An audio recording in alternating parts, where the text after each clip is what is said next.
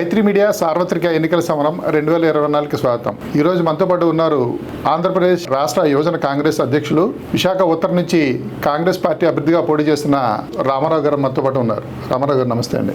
నమస్తే అండి. ఎలా ఉన్నారండి? బాగున్నాను సార్. ఎంతవరకు సాగుతుందండి ప్రచారం ప్రక్రియ అంతా బాగానే జరుగుతుంది. ఏదైతే విశాఖ ఉత్తర నియోజకవర్గ ప్రజలు ఉన్నారో వారందరూ కూడా మమ్మల్ని ఆశీర్వదిస్తారని చెప్పేసి తెలుసు. అంటే ముగ్గురు బలమైన అభ్యర్థుల మధ్య పోటీ. ముగ్గురు బలమైన అభ్యర్థులు అంటే వైఎస్ఆర్ కాంగ్రెస్ పార్టీ నుంచి కేకే రాజు గారు, అలాగే బీజేపీ నుంచి ఉమ్మడి ఎన్డీఏ కూటమి నుంచి విష్ణుకుమార్ రాజు గారు ఉన్నారు. మీరు చూసుకున్నట్టయితే వారికి ఆర్థిక బలం ఉంది, అంగబలం ఉంది, అన్ని బలాలు ఉన్నాయి. మాకు ప్రజల యొక్క బలం ఉన్నదని మేము నమ్ముతున్నాం. అంటే అలాగే మూడవ అభ్యర్థి కూడా ఆయన వివి లక్ష్మణ్ గారు, విద్యావేత్తల తాలూకా అందరి సపోర్టు ఉందని ఆయన కూడా ఉన్నారు. ఆయన యాక్చువల్గా జేడి లక్ష్మణ్ గారు చెప్పుకోవాలంటే ఆయన విద్యావేత్త, ఆయన ఒక బ్యూరోక్రాట్, ఆయన కూడా ఒక క్యాండిడేట్గా ఉన్నారు. ఆయన పోటీ ఆయన ఇస్తారు, నా పోటీ నేను ఇస్తాను. ఉత్తర నియోజకవర్గంలో ముగ్గురు బలమైన అభ్యర్థులతో పోటీ అన్నది ఊహించగలరా మీరు?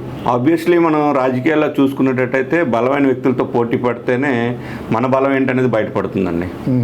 యాక్చువల్గా మీరు స్వతహాగా గాజువాక స్వస్థానం కదా మీది? అవునండి, గాజువాక స్వస్థానం అయినప్పుడు విశాఖ ఉత్తర నియోజకవర్గం నుంచి ఎందుకు పోటీ చేయాల్సి వచ్చింది? యాక్చువల్గా ఇండియా కూటమి తీసుకున్నట్టయితే ఆ టైంలో నాకు గాజువాక అభ్యర్థిగా ప్రకటించారు. గాజువాకలో ప్రకటించిన తర్వాత ఇండియా కూటమి యొక్క ఎలియన్స్లోని ఒక మిత్రపక్షం ఏదైతే భాగస్వామి ఉందో ఆ డెసిషన్లో భాగంగా గాజువాకని సిపిఎం కేటాయించి నన్ను రాష్ట్ర యువజన కాంగ్రెస్ అధ్యక్షుడిగా ఉన్నాను, విశాఖపట్నం జిల్లా యువజన కాంగ్రెస్ అధ్యక్షుడిగా ఉన్నాను, అలాగే ఎన్ఎస్యూ జిల్లా అధ్యక్షుడిగా ఉన్నాను. నాకు విశాఖపట్నం జిల్లాతోని అలాగే రాష్ట్రంలో ఉన్నటువంటి సత్సంబంధాలు, అలాగే విశాఖ ఉత్తర నియోజకవర్గంలో గతంలో చూసుకున్నట్టయితే మా స్వగ్రామం అనేటువంటి అప్పికొండ గ్రామం నుంచి మన తైనాలి విజయ్ కుమార్ గారిని ఇక్కడ ఉత్తర నియోజకవర్గ ఎమ్మెల్యేగా ఇచ్చారు. అలాగే నేను ఈ జిల్లాతోని ఈ ఉత్తర నియోజకవర్గంతో సంబంధాలు ఉన్నాయి కాబట్టి నన్ను అక్కడ సిపిఎంకి ఇచ్చారు కాబట్టి నన్ను తీసుకొచ్చి ఉత్తర నియోజకవర్గంలో పోటీ చేయమని చెప్పేసి పార్టీ అధిష్టానం చెప్పింది. దానికి నేను విధేయుడినై నేను ఇక్కడ పోటీ చేస్తున్నాను. 2019 ఎన్నికల్లో కేవలం 1.17% రాష్ట్ర వ్యాప్తంగా కాంగ్రెస్ పార్టీ సాధించిన ఓట్ల శాతం. అలాంటి పార్టీ, ఒకప్పుడు అధికారంలో ఉన్న పార్టీ కేవలం 1.17%.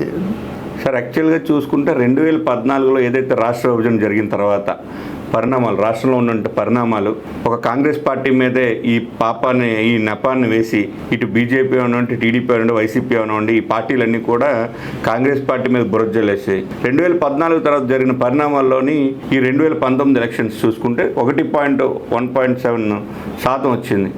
ఆ రోజున్న పరిణామాల్లోని ఆ రోజున్న పార్టీ పరిస్థితులు, ఈరోజు కాంగ్రెస్ పార్టీ వైపు ప్రజలు 10 సంవత్సరాల్లో ప్రజలు, అలాగే ఎవరైతే ఎస్సీ ఎస్టీ బీసీ మైనారిటీ వాళ్ళు ఉన్నారో వాళ్ళందరూ కూడా కాంగ్రెస్ పార్టీ వైపు చూస్తున్నారు. ఈరోజు దేశంలోని 10 సంవత్సరాలు పాలన చేసినటువంటి మోడీ గారి ప్రభుత్వం చూసుకున్నట్టయితే ఎస్సీలకి, ఎస్టీలకి, మైనారిటీలకి, అలాగే ఉన్నటువంటి బడుగు బలహీన వర్గాలకి ఏదైతే చేస్తున్నారో ఇవన్నిటిని ప్రజలు గుర్తించి మా కాంగ్రెస్ పార్టీకి ఈరోజు పట్టం కట్టే విధంగా జరుగుతుంది. ఈ పరిస్థితిలో మేము కాంగ్రెస్ పార్టీగా మేము ప్రజలను ఒకటే ఆలోచన చేయమని చెప్తున్నాం. ప్రజలారా, మా యొక్క విన్నపం ఏంటంటే కాంగ్రెస్ పార్టీ గతంలో ఏం చేసింది, దేశానికి ఏం చేసింది, మరి ఈరోజు 10 సంవత్సరాల్లో ఉన్నటువంటి మోడీ గారు ఏం చేశారు, ఈ 10 సంవత్సరాల్లో 2014 నుంచి టీడీపీ చంద్రబాబు నాయుడు గారు ఏం చేశారు, రాజశేఖర రెడ్డి గారి బిడ్డ అయినటువంటి జగన్మోహన్ రెడ్డి గారు ఏం చేశారు, మీరు ఒక్కసారి ఆలోచన చేస్తే మరి ఈరోజు మాకు ఎందుకు ఓటు శాతం పెరుగుతున్నది అనేసి అంటే ఈ ఏదైతే పరిపాలన జరిగిన 10 సంవత్సరాలు ఉన్నటువంటి వాళ్ళు చేసినటువంటి విధానాలే ఈరోజు మా కాంగ్రెస్ పార్టీకి రేపు రానున్న రోజుల్లో మా కాంగ్రెస్ పార్టీకి ఆంధ్రప్రదేశ్లో కానీ దేశంలో కానీ పట్టం కడతారని చెప్పేసి తెలియజేసుకుంటున్నాను. గతంలో మీరు ఇప్పుడు మాట్లాడుతూ గతంలో ఏం చేసిందని, గతంలో కాంగ్రెస్ పార్టీ రాష్ట్రాన్ని విడగొట్టింది. ఆ ఒక్క కారణం చాలా ప్రజల మీద రావడానికి. గతంలోని ఏదైతే రాష్ట్రాన్ని విడగొట్టిన అదే చెప్పాను సార్. మీకు ఒక క్లారిఫికేషన్, నేను ఆల్రెడీ ఇందాక ఒక మాట చెప్పాను. 2014 ఏదైతే విడిపోయినప్పుడు, రాష్ట్రాన్ని విభజించినప్పుడు ఈ రోజు కేంద్రంలో ఉన్నటువంటి ప్రభుత్వం ఏదైతే ఉన్నదో ఎన్డీఏ ప్రభుత్వం, ఆ ప్రభుత్వం ఆ రోజు మన హౌస్లో మేము 10 సంవత్సరాలు ప్రత్యేక హోదా ఇస్తాము, మేము వచ్చిన తర్వాత కూడా ఇస్తామని చెప్పారు. మరి కేంద్రంలో వచ్చినటువంటి ప్రభుత్వం మరి ఈ రోజు వరకు ప్రత్యేక హోదా గురించి మాట్లాడలేదు. 2014లో వస్తే ప్యాకేజ్ సరిపోద్దని చంద్రబాబు నాయుడు గారు చెప్పారు. మరి రాజశేఖర రెడ్డి గారికి ఏదైతే జగన్మోహన్ రెడ్డి గారు ఉన్నారో ఆయన ఏం చెప్పారు, నాకు 25 మంది ఎంపీలను ఇస్తే నేను కేంద్రం మెడలోంచి ప్రత్యేక హోదా తీసుకొస్తారన్నారు, పోలవరం అన్నారు, రైల్వే జోన్ అన్నారు. ఇవన్నీ మీరు ఎవరు కూడా ఆలోచన చేయట్లేదు. ప్రజల్లోకి మీరు తీసుకెళ్లాల్సింది పోయి మరి కాంగ్రెస్ పార్టీ మీద నవ్వేయాలని చెప్పి మీరు కూడా వేయడానికి ఒక కారణం ఉందండి. చెప్పండి. ఏపీ స్టేట్ రీఆర్గనైజేషన్ ఏదైతే ఉందో దాన్ని పార్లమెంట్లో ఎవరు ప్రవేశపెట్టారు? అదే సార్ నేను అంటుంది, కాంగ్రెస్ పార్టీ ప్రవేశపెట్టింది. దాంట్లో ఆంధ్రప్రదేశ్ రాష్ట్రం ఇప్పుడు మీరు ఏదైతే లేవనెత్తున్నారో ప్రత్యేక హోదా 10 సంవత్సరాలని చట్టంలో ఎందుకు పెట్టలేకపోయింది? ఆ రోజు మీదే కదా, ఆ రోజు ఉన్న హౌస్కి సంబంధించిన ఏదైతే వ్యవహారం ఉన్నదో ఆ హౌస్లో పెడదామని చెప్తే ఆ రోజు కేంద్రంలో ఉన్నటువంటి యూపీఏ కానివ్వండి, ఎన్డీఏ కానివ్వండి, ఆ రోజు మీ నెక్స్ట్ ప్రభుత్వం ఏదో వచ్చినా సరే మేము చేసే బాధ్యత మాకున్నది. ఆ రోజు హౌస్లో అందరూ ఏకతీర్మానం చేయడం జరిగింది. చట్టంలో పెట్టలేదంటే ఆ రోజు ఉన్న సిచ్యువేషన్స్లోని ఏదైతే తప్పు మీరు చేసి కోపం ప్రజలకు రాదా అనడానికి ఎందుకు రాదు? సార్ 2014లో ఏదైతే ఆంధ్రప్రదేశ్ రాష్ట్రానికి అన్యాయం చేసింది కాంగ్రెస్ పార్టీ అన్న దాంట్లో వాస్తవం ఉందా లేదా చెప్పండి సార్. ఓకే, మీరు చెప్పిన దానికి ఒక మీనింగ్ చెప్తాను. కాంగ్రెస్ పార్టీ మీద నెపం చేస్తున్నారు అందరూ. ఓకే, 2014లో విడగొట్టింది కాంగ్రెస్ పార్టీ. కాంగ్రెస్ పార్టీ వస్తే ఏం చేస్తుందని చెప్పేసి చెప్పాము. మరి 2014 విడిపోయిన తర్వాత కేంద్రంలో ఉన్నటువంటి ఎన్డీఏ గవర్నమెంట్ తర్వాత వచ్చి చేస్తామంటే ప్రజలు ఎలా నమ్ముతారండి? సార్ అప్పటికి అధికారం తిరిగి వస్తే అప్పుడు ఉండేటప్పుడు హౌస్ లో ఏదైతే ఉన్నదో ఆ టైంకి పెట్టినప్పుడు కొన్ని టెక్నికల్ ఇష్యూస్ వల్ల చేయలేకపోయారు. నెక్స్ట్ వచ్చే గవర్నమెంట్ ఏది ఉన్నా సరే చేస్తారని చెప్పేసి ఆ రోజు హౌస్లో కమిట్మెంట్ అయ్యింది. మీరు ఒక్కసారి రీఆర్గనైజేషన్ యాక్ట్లో మేము పెట్టింది ఏదైతే ఉన్నదో, మేము చేసింది ఏమున్నదో రీఆర్గనైజేషన్ యాక్ట్లో ఏదైతే చట్టం చేయలేకపోయారు ఆ రోజు ఉన్న టెక్నికల్ ఇష్యూస్. కానీ ఆ చట్టం చేస్తే రాష్ట్రానికి ఏం జరుగుతుంది, ఉత్తరాంధ్రకి ఏం జరుగుతుంది, పోలవరం ఏంటి, రాయలసీమ ఏంటి, ఇవన్నీ కూడా మీరు ఒక్కసారి చట్టంలో ఏదైతే మేము పొందుపరిచామో అవన్నీ ఒకసారి చెక్ చేస్తే రాష్ట్రం సుభిక్షంగా ఆ రోజు ఏదైతే ఎన్డీఏ గవర్నమెంట్ వచ్చి మరి ఆ రోజు కమిట్మెంట్ ఇచ్చిందండి, మేము వస్తే చేస్తాం కంపల్సరీ అని చెప్పేసి. 5 సంవత్సరాలు అంటే లేదు 10 సంవత్సరాలు అని చెప్పారు కదా. దీనికి ఇప్పుడు వాళ్ళు ఎన్డీఏ ప్రభుత్వం ఉన్నది 10 సంవత్సరాలు ఏమీ చేయలేకపోయింది. రేపు పొద్దున మేము వస్తే ఖచ్చితంగా ఫస్ట్ సంతకం మా రాహుల్ గాంధీ గారు ప్రత్యేక హోదా 10 సంవత్సరాల మీద సంతకం పెడతారు. 2 జాతీయ పార్టీలు కూడా ఆంధ్రప్రదేశ్ రాష్ట్రానికి అన్యాయం చేసే అన్న కారణంతోనే 100 కన్నా తక్కువ శాతం ఓట్లు వచ్చాయి. అవునా కదా చెప్పి? అవును. ఈరోజు పరిస్థితుల్లో చూసుకుంటుంటే సార్ కాంగ్రెస్ పార్టీ విడగొట్టింది మీరు పదే అడుగుతున్నారు. మేము ఖచ్చితంగా 2014లో కాంగ్రెస్ పార్టీ ఏదైతే ఉన్నదో తెలంగాణ ఉద్యమం ఆంధ్రప్రదేశ్ రాష్ట్రం విడిపోవాలని చెప్పేసి మరి ఆ రోజు కాకినాడలోని బీజేపీ వాళ్ళు తీర్మానం చేశారు, ఇవన్నీ చేశారు. మీరు అంటున్నారు 2 పార్టీలకి సమాన హక్కు ఉన్నదని చెప్తున్నారు. కానీ ఏదైతే ఉన్నదో 2014లో ఖచ్చితంగా కాంగ్రెస్ పార్టీ విడగొట్టింది. ఓకే, దానికి రీప్లేస్మెంట్గా రీఆర్గనైజేషన్ యాక్ట్లో చేసిన ఒక్కసారి చూస్తే ఉత్తరాంధ్రకి ఎన్ని లక్షల కోట్లు మనకు ప్యాకేజ్ ఇస్తానన్నదండి. ఉత్తరాంధ్ర వెనుకబాటుతనానికి, అలాగే రాయలసీమకు కానివ్వండి, పోలవరం కానివ్వండి. ఆంధ్ర యూనివర్సిటీలోని నేను విద్యార్థి నాయకుడిగా ఉండేటప్పుడు 11 రోజులు నిరాహార దీక్ష చేశాను. నేను సమైక్యాంధ్రగా ఉండాలని చెప్పేసి నేను విద్యార్థి నాయకుడిగా ఉండేటప్పుడు 11 రోజులు నిరాహార దీక్ష చేస్తే చిరంజీవి గారు వచ్చారు, ఇంకా రోజా గారు వచ్చారు, చాలామంది వచ్చారు, చాలా ప్రముఖులు వచ్చారు. ఆ రోజు కేజీహెచ్లో కూడా మేము సిక్ అయిపోతే కేజీహెచ్లో జాయిన్ చేయడం జరిగింది. నియోజకవర్గం నుంచి పోటీ చేస్తున్నారు కాబట్టి కొత్త నియోజకవర్గంలో మీరు ఐడెంటిఫై చేసిన సమస్యలు ఏంటి? ఈ సమస్యల పరిష్కారానికి మీ దగ్గర ఉన్న మార్గాలు ఏంటి? ఈరోజు ఉత్తర నియోజకవర్గంలో ఉన్నటువంటి ప్రధానమైన సమస్యలు ఏదైతే పేదలకి బీ పట్టాలు ఉన్నాయి వాటికి పట్టాలు ఇస్తానని చెప్పేసి 30,000, 40,000, 50,000 కట్టించుకున్నారు. ఇప్పుడున్న ప్రభుత్వం దందాలు కూడా చేసుకుంటున్నారు. కానీ వారికి ఇప్పుడు వచ్చి అవి కూడా జరగల. ఫస్ట్ పాయింట్, రిటైనింగ్ వాళ్ళు రిటైనింగ్ వాళ్ళ సమస్యలు ఉన్నాయి. అలాగే మనం ప్రధానంగా చూసుకుంటే బర్మా కాందిశికులకు సంబంధించిన ఒక ల్యాండ్ ఉంది. ఆనాటి అప్పుడు ఇందిరాగాంధీ గారు ఏదైతే ఉన్న టైంలో ఇచ్చినవి అవి కూడా కబ్జాలు చేయడానికి చూస్తున్నారు. ఇప్పుడున్న సోకాల్డ్ మన ఎమ్మెల్యే అభ్యర్థులు అవనివ్వండి, పాత ఎమ్మెల్యేలు కానివ్వండి, ఎవరైనా అవనివ్వండి, ఇవన్నిటికి ముఖ్యంగా ఎస్సీ ఎస్టీ కాలనీల్లో సప్లాన్కి సంబంధించి ఏదైతే ఉన్నాయో ఆ చట్టాలను కూడా ఇంప్లిమెంట్ చేయకుండా ఆ రోజు కిరణ్ కుమార్ రెడ్డి గారు సప్లాన్ తీసుకొచ్చారు. ఆ నిధులను కూడా మళ్ళిస్తున్నారు. ఈరోజు ఎస్టీ కార్పొరేషన్లు అంటున్నారు. ఇక్కడ ఎక్కువ ఉత్తర నియోజకవర్గంలో చూసుకున్నట్టయితే ఈ కొండవాళ్ళ ప్రాంతం అంతా కూడా ఎస్సీస్ కానివ్వండి, అటు చూసుకుంటే మైనారిటీస్ కానివ్వండి, వీళ్ళ నిధుల్ని వీళ్ళు డైవర్ట్ చేస్తున్నారు. ఇవన్నీ జరగకుండా ఎవరైతే ఉన్నారో కొండవాళ్ళ ప్రాంతం వాళ్ళు ఉన్నారో నిజంగా చిత్తశుద్ధి ఉంటే వాళ్ళపైన ఈ 2 పార్టీలకి ఇన్ఫ్రాస్ట్రక్చర్ ఇవ్వాలని చెప్పేసి నేను కోరుకున్నాను. మేము వస్తే వాళ్ళందరికీ ఇన్ఫ్రాస్ట్రక్చర్ క్రియేట్ చేస్తాం.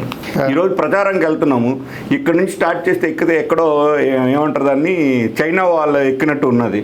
వాళ్ళందరూ ఎంతో ఇబ్బందులు పడుతున్నారు. వాళ్ళందరికీ కూడా స్వచ్ఛమైన ఏదైతే మంచి ల్యాండ్లోని వాళ్ళకి డబుల్ బెడ్రూమ్స్ సంబంధించి హౌసెస్ కట్టించేసే విధంగా మేము ప్లాన్ చేస్తామని చెప్పి. కానీ మీరు ఏదైతే చెప్తున్నారో చైనా వాళ్ళని, అది రాత్రికి రాత్రి అయితే వచ్చినది కదండి సార్. రాత్రి నేను అదే అంటున్నాను, ప్రచారంకి స్టార్ట్ చేస్తే ఇక్కడ కిందన ఎక్కితే మేము ఎక్కడానికి కూడా చాలా ఇబ్బంది పడుతున్నాము. అలాంటిది వాళ్ళు రోజు అంటే మేము ఈ నెల రోజుల్లోనే ఎలక్షన్స్ టైంలోనే ఎక్కుతాం, తర్వాత ఎక్కం. కానీ వాళ్ళు రోజు ఆ పరిస్థితులు ఎదురవుతున్నాయి. వాళ్ళందరినీ ఆ సమస్యల నుంచి అదేనండి, అంటే మీరు నెల రోజులు ఎక్కితేనే ఎన్ని ఇబ్బందులు ఎదుర్కొంటున్నారు, మరి వాళ్ళు ఎప్పటి నుంచో జీవిస్తున్నారు.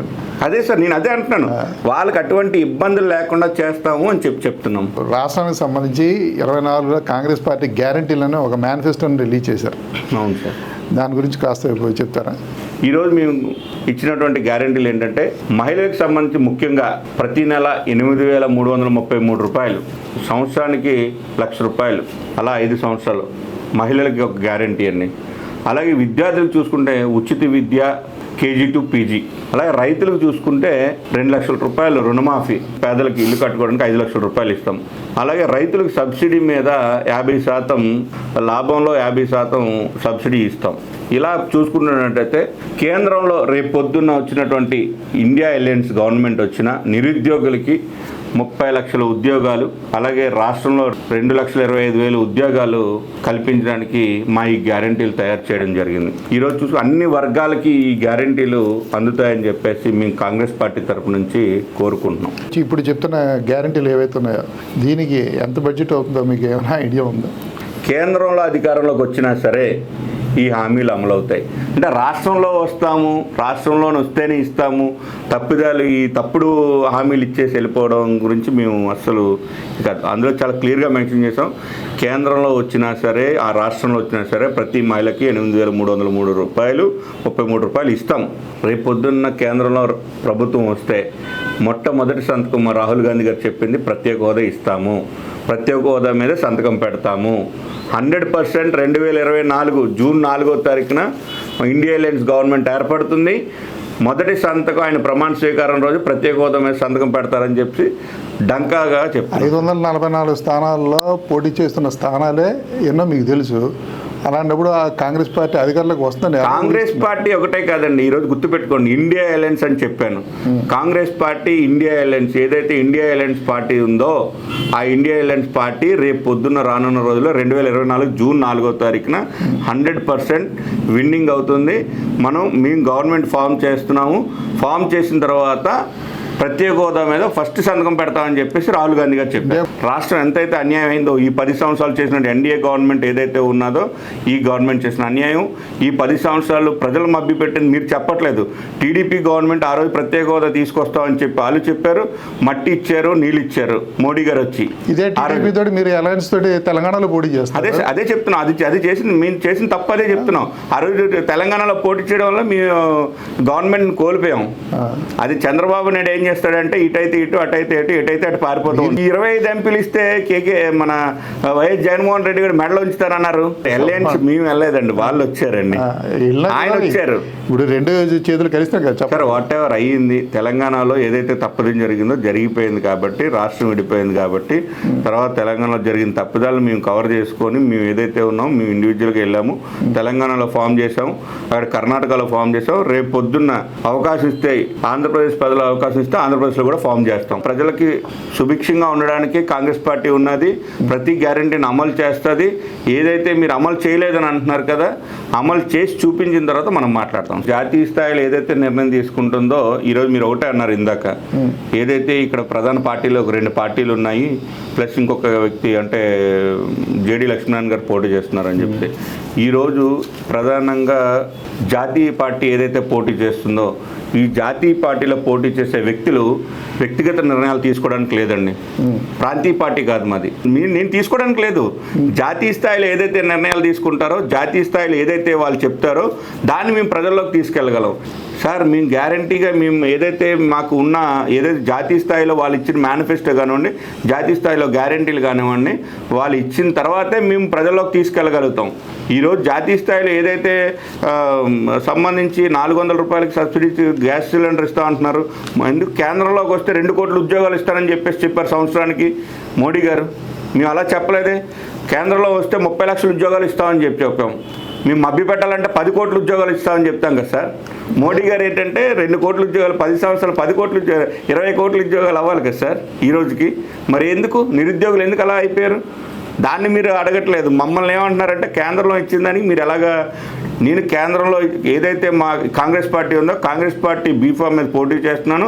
కాంగ్రెస్ పార్టీ ఇచ్చిన క్యాండిడేట్గా అనౌన్స్ చేశారు కాబట్టి కాంగ్రెస్ పార్టీ ఏదైతే అనౌన్స్ చేస్తుందో పథకాలు అవనివ్వండి లేకపోతే ఏదైనా సరే దానికి బాధ్యులు మేము ఉంటాం ఇక్కడ. రిప్రజెంటేటివ్. నా ప్రశ్నకు సమాధానం మీ దగ్గర నుంచి వచ్చి అవును మీరు రిప్రజెంటేటివ్ సార్. మీ కాంగ్రెస్ పార్టీ క్యాండిడేట్గా నార్త్ అసెంబ్లీ క్యాండిడేట్గా నేను రిప్రజెంటేటివ్ కాబట్టి దానికి సంబంధించి ఎట్టి పరిస్థితిలో కాంగ్రెస్ పార్టీ క్యాండిడేట్ మీరు కాబట్టి కాంగ్రెస్ చేసిన తప్పులను కానీ కాంగ్రెస్ చేస్తున్న హామీలకు కానీ మిమ్మల్ని ప్రశ్నించాల్సి వస్తుంది. 100%. వేరే పార్టీ చేసే వ్యక్తికి ఇక్కడ నా ఎదురు కూర్చుంటే వేరే పార్టీకి సంబంధించి నేను అడుగుతాను సార్. 100% కాంగ్రెస్ పార్టీ బీఫామ్ పొందిన వ్యక్తి రాష్ట్ర యువజన కాంగ్రెస్ అధ్యక్షులు కాబట్టి నేను కాంగ్రెస్ పార్టీకి సంబంధించిన హామీలు కానీ లేకపోతే గతంలో చేసిన పొరపాట్ల సంగతి కూడా నేను అడుగుతున్నాను. 100% గతంలో చేసిన పొరపాట్లు కానివ్వండి, రానున్న రోజులు ఇచ్చిన హహామీలకు కానివ్వండి, కాంగ్రెస్ పార్టీ తరపు నుంచి కాంగ్రెస్ రిప్రజెంటేటివ్గా నార్త్ ఎమ్మెల్యే క్యాండిడేట్గా నేను పూర్తిగా బాధ్యత వహిస్తాను. ప్రజలు ఒకటే గుర్తుపెట్టుకోవాలి, ఈరోజు రాష్ట్రాన్ని ఈ దేశాన్ని ఎన్డీఏ ప్రభుత్వం ఏదైతే మనల్ని నాశనం చేసిందో ఆ ప్రభుత్వానికి అంటే ఇటు టీడీపీ అవనివ్వండి అటు వైఎస్ జగన్మోహన్ రెడ్డి గారి పార్టీ వైసీపీ అవనివ్వండి ఈ 2 పార్టీలు కూడా బీజేపీకి తొత్తుల్లాగా ఉన్నాయి. దీన్ని ప్రజలు ఆలోచన చేయాలి. ఎట్టి పరిస్థితుల్లో మీరు బీజేపీకి మీరు వైసీపీకి వేసినా టీడీపీకి వేసినా బీజేపీకి ఓటు వెళ్తుంది. కాబట్టి నా రిక్వెస్ట్ ఏంటంటే కాంగ్రెస్ పార్టీకి ఓటు వేయండి. కాంగ్రెస్ పార్టీకి ఓటేస్తే రేపు పొద్దున్న రాష్ట్రం కానీ దేశం కానీ బాగుపడుతుందని చెప్పి నేను రిక్వెస్ట్ చేస్తున్నాను. వైఎస్ఆర్ కాంగ్రెస్ పార్టీని విమర్శించుకుంటారో భారతీయ జనతా పార్టీని విమర్శించుకుంటారో తెలుగుదేశం పార్టీని విమర్శించుకుంటారో అది మీ వ్యక్తిగత అభిప్రాయం, కాంగ్రెస్ పార్టీ అభిప్రాయం. కానీ ఏదైతే కాంగ్రెస్ పార్టీ ఉందో ఆంధ్రప్రదేశ్ రాష్ట్ర ప్రజలకు చేసిన అన్యాయాన్ని ప్రశ్నించే హక్కు మాకుంది. 100% ప్రతి ప్రజలు కూడా ఏదైతే పబ్లిక్ ఉన్నదో పబ్లిక్ క్వశ్చన్ చేయడానికి 100% రైట్ ఉన్నది సార్. క్వశ్చన్ చేయొద్దానికి మన ఇండియన్ కాన్స్టిట్యూషన్లో మన రైట్ ఏంటి? ప్రశ్నించే రైట్ ఉన్నది. అలాగే నేనేమంటానంటే ఇండియన్ కాన్స్టిట్యూషన్ని కూని చేస్తున్నారు సార్ వీళ్ళు. ఈ బీజేపీ ప్రభుత్వం అనండి, సోకాల్ టీడీపీ అవనండి, సోకాల్ వైసీపీ అవనండి. ఈరోజు మీరు ఒక్కటి చెప్తాను వినండి. ఈరోజు కేకే రాజు గారు ఎమ్మెల్యే కాదండి, ఆయన ఒక ఇన్ఛార్జ్. ఆయన ఇన్ఛార్జ్ అయ్యిండు కూడా ఏది బ్యూరోక్రాట్స్ కానివ్వండి, ఎంప్లాయీస్ ఎవరైతే అధికారులు కానివ్వండి ఆయన ఆఫీస్లో కూర్చుంటారండి. ఆయన ఆఫీస్లో కూర్చోబెట్టుకో ఆయన ఏంటండి అసలు ఇది ప్రజాస్వామ్యాన్ని కూని చేయడం కాదంటారా? ఈరోజు ఎమ్మెల్యే అవ్వకముందే ప్రజాస్వామ్యాన్ని కూని చేస్తారు. రేపు పొద్దున్న ఎమ్మెల్యే అయితే ఇంకేం చేస్తారు? ప్రజలే గమనించాలి. ప్రజలకే వదిలేస్తున్నాం మేము. మరి ఈరోజు బీజేపీకి సంబంధించి విష్ణుకుమార్ రాజు గారు పోటీ చేస్తున్నారు. ఆయన ఏమన్నంటే ఒక వీడియో పెడతారు, మీ అందరికీ నమస్కారం, రైల్వే జోన్ రావాలి, రైల్వే జోన్ వస్తుంది, మీరు ఇవి తెస్తామని చెప్పి. మరి 10 సంవత్సరాలు ఎన్డీఏ గవర్నమెంట్ ఉన్నదండి, మరి ఎక్కడండి రైల్వే జోన్? ఎక్కడ? ఆయనకి సంబంధించి ఆయన కాన్స్టిట్యూన్సీ పక్కనే ఉన్నది. ఈరోజు చూస్తే వాల్టర్ డివిజన్ తీసుకొచ్చి సర్వనాశనం చేసేసి రైల్వే జోన్ అని అంటున్నారు. రైల్వే జోనే లేదు, అసలు ప్రత్యేక హోదానే లేదు. మరి ఆయనకి ఎందుకు ఓటేయాలండి? ప్రజలు చెప్తారు. మే 13వ తారీఖున జరిగే ఎన్నికల్లో కాంగ్రెస్ పార్టీకి ఓటేస్తారు, నాకు ఓటేస్తారు, అలాగే ఇండియా కూటమిని గెలిపిస్తారు, నన్ను గెలిపిస్తారు. ప్రజలు నిజంగా ఆలోచన చేస్తే విశాఖపట్నం గురించి కానివ్వండి, లేకపోతే విశాఖపట్నం రైల్వే జోన్ గురించి కానివ్వండి, విశాఖపట్నం స్టీల్ ప్లాంట్ గురించి కానివ్వండి, ప్రత్యేక హోదా గురించి కానివ్వండి, పోలవరం గురించి కానివ్వండి, ఉత్తరాంధ్ర ప్యాకేజ్ గురించి కానివ్వండి, రాయలసీమ ప్యాకేజ్ గురించి ఆలోచన చేస్తే, ప్రజలు నిజమైన ఆలోచన చేస్తే 100% కాంగ్రెస్ పార్టీకి ఓటేసి గెలిపిస్తారు, మమ్మల్ని గెలిపిస్తారు. మేము శాసనసభలోకి వెళ్తాం, ఇండియా కూటమి వస్తుంది 100%. రేపు ఇవన్నీ కూడా మేము చేస్తామని చెప్పి మేము హామీ ఇస్తున్నాం ప్రజలకు మీ ఆధ్వర్యంలో. మిమ్మల్ని ఒక విషయంలో అభినందిస్తానండి రామారావు గారు. చెప్పండి సార్. రాష్ట్రంలో కాంగ్రెస్ పార్టీలో ఉన్న సీనియర్ మోస్ట్ నాయకులందరూ కూడా కాంగ్రెస్ పార్టీని వీడినా సరే కూడా మొదటి నుంచి కూడా కాంగ్రెస్ పార్టీని నమ్ముకున్నందుకు కానీ మిమ్మల్ని అభినందించాల్సింది. సార్ ఒక్క విషయం సార్, నేను నా స్కూలింగ్ అంటే ఇంటర్మీడియట్ ఇంజనీరింగ్లో నేను ఒక విద్యార్థి నాయకుడిగా స్టార్ట్ చేశాను. నా ఇది విద్యార్థి నాయకుడు అంటే ఎప్పుడు కూడా ఒక ఇంపాక్ట్ ఉంటుంది ఒక పార్టీ మీద కాను, లేకపోతే ఇంకోటి కాను. నాకు ఐడియాలజీ ఉంటుంది. ఆ ఐడియాలజీ ఏంటంటే కాంగ్రెస్ పార్టీ ఐడియాలజీ పేద బడుగు బలహీన వర్గాల కోసం చూస్తుంది. ఒక బీజేపీ ఏమైనా ఉండే ఒక మతతత్వంగా చూస్తుంది. మా సెక్యులర్ పార్టీ అండి. దానికి ఇదయ్యి నేను కాంగ్రెస్ పార్టీలో చేరడం విద్యార్థి నాయకుడిగా స్టార్ట్ చేశాను. ఆ రోజు నుంచి ఈ రోజు వరకు కూడా ఒక విద్యార్థిని విశాఖ జిల్లా ఎన్ఎస్యూ అధ్యక్షుడిగా, విశాఖ జిల్లా యూత్ కాంగ్రెస్ అధ్యక్షుడిగా, రాష్ట్ర యువజన కాంగ్రెస్ ప్రధాన కార్యదర్శిగా, రాష్ట్ర యువజన కాంగ్రెస్ వైస్ ప్రెసిడెంట్గా, ఒక ఏఐసిసి మెంబర్ని చేసింది. ఈరోజు నన్ను కాంగ్రెస్ పార్టీ రాష్ట్ర యువజన కాంగ్రెస్ అధ్యక్షుడిని చేసింది. ఈరోజు నాకు ఎమ్మెల్యే టికెట్ ఇచ్చింది. ఈ ఎమ్మెల్యే టికెట్ ఇచ్చినందుకు కాంగ్రెస్ పార్టీకి నేను లాయల్ అని. ఈరోజు ఎమ్మెల్యే టికెట్ ఇచ్చిందని లాయల్ కాదండి. కాంగ్రెస్ పార్టీ దేశానికి ఏం చేసింది దాని ఐడియాలజీ కోసం నేను కాంగ్రెస్ పార్టీలో ఉన్నానండి. కానీ మీకు ఇష్టం లేకుండా ఎన్నికల్లో దిగుతున్నారన్న ఒక వార్త కూడా ఉంది. నాకు ఇష్టం లేకున్నానా? అది తప్పుడు ప్రచారం అండి. నేను గాజువాక టికెట్ ఎక్స్పెక్ట్ చేయడం కరెక్టే. గాజువాకలో పోటీ చేద్దాం అనుకున్నాను. మరి అనూహ్యంగా మరి ఇండియా కూటమిలో భాగమైనప్పుడు మేము ఇక్కడ నా స్వార్థం కోసం నేను గాజువాక టికెట్ ఎక్స్పెక్ట్ చేసి నేను గాజువాకలోనే పోటీ చేస్తానంటే అది నా స్వార్థం అవుతుందండి. స్వార్థపరుడు ఎప్పుడు కూడా రాజకీయాల్లోనే అలాగే ప్రజాసేవ చేయడానికి పనికిరాడు. ఆ లైన్ తీసుకొనే నేను స్వార్థం కోసం ఆలోచించలేదు. సిపిఎంకి ఆ రోజు అడిగారు పెద్దలు, పార్టీ పెద్దలందరూ కూడా మనం సిపిఐఎంకి ఇవ్వాలి, మన అధిష్టానం నిర్ణయం అని చెప్పారు. ఆ నిర్ణయానికి నేను కట్టుబడి ఉన్నాను. అధిష్టానం ఏం చేసిందంటే రాష్ట్ర యువజన కాంగ్రెస్ అధ్యక్షుడిగా నేను ఏదైతే నిరుద్యోగుల కోసం డిఎస్సి నోటిఫికేషన్ ఏదైతే చెప్పారు జగన్మోహన్ రెడ్డి గారు, ఆ డిఎస్సి నోటిఫికేషన్ వల్ల నిరుద్యోగులకు పోరాటం చేశాం. ఇలాంటి పోరాట పట్టిమ స్ఫూర్తి ఉన్నవాళ్ళు మన కాంగ్రెస్ పార్టీకి అవసరం, మన కాంగ్రెస్ పార్టీ తరపు నుంచి పోటీ చేయాలని చెప్పేసి ఉద్దేశంతో నన్ను నార్త్ నియోజకవర్గం తీసుకొని వచ్చి మీరు పోటీ చేయాలంటే రీసెంట్గా మహారాణి పార్లర్ దగ్గర కూడా షర్మిలా గారి పెద్ద మీటింగ్ అయింది, ఏపీ న్యాయ సదన సభ అని చెప్పేసి. మరి దాన్ని హార్ట్ఫుల్గా సక్సెస్ఫుల్ చేసుకున్నాం. మరి ఈరోజు మొన్న నామినేషన్ ఇస్తాం, ప్రచారం చేస్తున్నాం, ఇవన్నీ చేస్తున్నాం. నాకు ఇష్టం లేకపోతే నేను ఇంట్లో ఉంటాను, కానీ ఈ ప్రచారాలు ఇవన్నీ ఎందుకు చేస్తాను సార్? ఆ వార్త ఎందుకంటే హల్చల్ చేస్తుంది. వాళ్ళు ఏదో కావాలని క్రియేట్ చేస్తారు. ఈ ప్రతిపక్ష పార్టీలు నా మీద ఏదో బురద జలాన్ని చెప్పేసి చేస్తున్నాయి. దాన్ని మీరు కూడా ఇచ్చేయకూడదు. నేను అందరికీ ప్రజలందరికీ ఒకటే చెప్తున్నానండి, నేను మనస్ఫూర్తిగా కాంగ్రెస్ పార్టీ నార్త్ నియోజకవర్గం నుంచి ఎమ్మెల్యే క్యాండిడేట్గా పోటీ చేస్తున్నాను. కాంగ్రెస్ పార్టీ వస్తే ఏం చేస్తుంది అనేది మీ అందరికీ చెప్పాను. సార్ అడిగిన అన్ని ప్రశ్నలకి కూడా నేను సమాధానం చెప్పాను. కాంగ్రెస్ పార్టీ వస్తేనే మన రాష్ట్రం కానీ దేశం కానీ సుభిక్షంగా ఉంటుంది. దీని మీద ఒక్కసారి ప్రజలు ఆలోచన చేయండి. చేసిన తర్వాత మీ ఆలోచన చేసుకున్న తర్వాత ఈ 5 సంవత్సరాలు టీడీపీ చేసింది, ఈ 5 సంవత్సరాలు వైసీపీ చేసింది, మీరు ఆలోచన చేసుకోండి, బేరీజ్ వేసుకోండి. ఈ 10 సంవత్సరాలు మోడీ గారి గవర్నమెంట్ చేసింది కూడా రెక్టర్ స్కేల్ మీద ఒక బేరీజ్ వేసుకొని దాని తర్వాత మీరు మాకు ఓటేయమని చెప్పి మేము అడుగుతున్నాం. సార్ ఒక్కటి సార్, నాకు అంగబలం, అర్ధబలం లేకపోతే ఇంకొక బలం లేదు. నాకున్న బలం అంతా ప్రజలు, నాకున్న బలం అంతా మీలాంటి మీడియా మిత్రులు, నాకున్న బలం అంతా సోషల్ మీడియానే. కొంతమంది ఏంటంటే వేరేగా ఇది చేస్తున్నారు. మాకంత స్తోమత లేదు. మాకున్న స్తోమత, మా పార్టీకి ఉన్న స్తోమత, మా పార్టీ అకౌంట్స్ సీజ్ చేశారు. మా పార్టీ దగ్గర రూపాయి కూడా లేదు. మీరు ఆలోచన చేయండి. గవర్నమెంట్ ఏదైతే ఎన్డీఏ గవర్నమెంట్ మా పార్టీ మా రాహుల్ గాంధీ గారు మా నాయకుడిని తీసుకెళ్ళి ఇల్లు ఖాళీ చేయించారు. డిఫేమేషన్ కేసేసి ఆయన డిస్క్వాలిఫై చేశారు. ఇవన్నీ ఒడిదుడుకులు మేము అంతా ఎదుర్కొని మేము ఎవరి కోసం అండి రాజకీయ కోణంలో చూసుకుంటే మీరు చెప్పింది ఈ పార్టీస్ని ఇలా చేయడం ఇవన్నీ కామన్ థింగ్స్ ఉంటాయి. కానీ నేనేనాడు ఈ రోజు వరకు చెప్తున్నాను, నేనేనాడు కూడా ఇప్పటికి నేను రాజకీయాల్లోకి వచ్చి గత 20 సంవత్సరాలు అవుతుంది. నేను ఏనాడు కూడా ఏ పార్టీలకు సంబంధించి ఏ పార్టీకి కూడా ఫేవర్గా మాట్లాడలేదు. 100% ఈ ఏదైతే వ్యవస్థని కుప్పకూలే విధంగా అయితే ఎవరూ చేయలేదు. ఒక్క మోడీ గారికి చెల్లుతుంది, మోడీ గారికి, అమిత్ షా గారికి. మీ పార్టీ రాష్ట్ర అధ్యక్షురాలే గతంలో తెలంగాణలో ఉండేటప్పుడు ఏం మాట్లాడారో మీకు తెలుసు. మీరే ఇలా మాట్లాడితే ఇంకేం చెప్తాను చెప్పండి. వైఎస్ఆర్ గారి జయంతి రోజున వైఎస్ఆర్ గారి బిడ్డ ఇక్కడ నిలబడి చెప్తుంది, వైఎస్ఆర్ గారి పేరును FIR లో చేర్చింది ఈ కాంగ్రెస్ పార్టీ. వైఎస్ఆర్ అనే 3 పదాలను ఉచ్చరించే హక్కు కూడా, ఉచ్చరించే అర్హత కూడా లేదు ఈ కాంగ్రెస్ పార్టీకి. వీళ్ళ చెప్పేది మేము వైఎస్ఆర్ వారసులము అని, సిగ్గుండాలి. సార్ మా పార్టీ అధ్యక్షులు చాలా క్లియర్ గా చెప్పారు. ఏదైతే మణిపూర్ ఘటనలు ఉన్నాయో ఈ కాదండి, కాంగ్రెస్ పార్టీ కోసం ఆవిడ ఏం మాట్లాడారు అని మీకు తెలిసిన సంగతులే. ఆవిడ అలాంటి వ్యక్తిని తీసుకొచ్చి మీరు ఇక్కడ రాష్ట్ర అధ్యక్షులు చేసుకున్నారు. తిరిగి మీరేమో వేరే వాళ్ళ గురించి మాట్లాడుతుంటే నేనే చాలా క్లియర్ గా షర్మిలా గారు ఏదైతే ఉన్నారో ఆవిడ చాలా క్లియర్ గా చెప్పారు. నేను ఏదైతే ఆంధ్ర రాష్ట్రంలో రాజన్న రాజ్యం రావాలని కోరుకున్నాను, ఆ రాజన్న పాలన కానీ రాజన్న రాజ్యం కానీ లేదు. తెలంగాణలోకి వెళ్ళి తెలంగాణ కోసం మాట్లాడినా కాంగ్రెస్ పార్టీ కోసం అదే సార్ నేను కాంగ్రెస్ పార్టీ కోసం తెలంగాణలోనే ఆ రాజ్యం లేదని చెప్పి కేసీఆర్ గారు పాలన ఆవిడ కాంగ్రెస్ పార్టీలో పార్టీ గురించి ఇప్పుడు ప్రస్తుతం ఉన్న మీ రాష్ట్ర అధ్యక్షులు ఎవరైతే ఉన్నారో మాట్లాడిన వీడియోస్ ఏమంటారా సార్? నాకు తెలుసు, నేను ఉన్నాను కదా చెప్తాను. కేసీఆర్ గారికి ఆల్టర్నేట్ ఉండాలని చెప్పేసి ఆలోచనతో ఆవిడ వెళ్ళారు. ఒక తప్పు చేయడం కరెక్టే, తప్పు చేశానని ఒప్పుకొని మళ్ళీ రివర్స్ అయ్యి ఆవిడ తప్పును ఒప్పుకొని బయటకు రావడం అనేది చాలా గ్రేట్ థింగ్ అండి. ఏదైతే దేశం నాశనం అవుతుందో మణిపూర్ ఘటనలు చూసుకుందాం మనం. అలాగే ఇప్పుడు తెలంగాణ రాష్ట్రంలో నా అవసరం లేదు, ఆల్రెడీ రేవంత్ రెడ్డి గారు ఉన్నారని చెప్పేసి ఆ పార్టీని మర్జీ చేసి